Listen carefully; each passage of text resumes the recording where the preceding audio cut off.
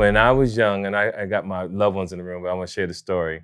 I had a friend named Aaron, and I used to dibble and dab in the streets a little bit. So I'm at A&M Studios, which is not too far from here, on the corner of Sunset. And I'm in the studio with Janet Jackson. But my side hustle is the streets. My friend Aaron is constantly calling me for my connect because he wanted to make some money. And I always told him, nah, we're not gonna do it. We're not gonna do it. But he caught me slipping this day because I'm hanging with Janet Jackson. We're in the studio. We're having a good time. And I called another connect out of Carson, California. Carson, California, those guys come up. They meet me. I introduce everybody. The money transaction goes down. As they're going down, my phone is blowing up. The guys had sold my associates drywall. Instead of cocaine. Exactly. Now my heart is in my effing stomach in the studio.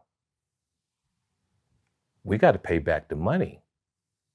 So my friend Aaron, they snatch him. They kidnap him. So they call me, and I'm like, yo, I'm being tough because I'm not the one in the room. So I'm on the phone, fuck that, we ain't going out like that, blah, blah, blah. But it's easy for me. He's like, TK, come get me. So I had some other homies in the street named Sinbad and another gentleman. They helped me out. We paid back part of the money. They let them go, but there still was a debt owed. So every now and then I would run into the guy that the debt was owed, and we would talk, and nothing really got out of hand. So now I'm become a stand-up comedian. Years later, we haven't seen each other in years.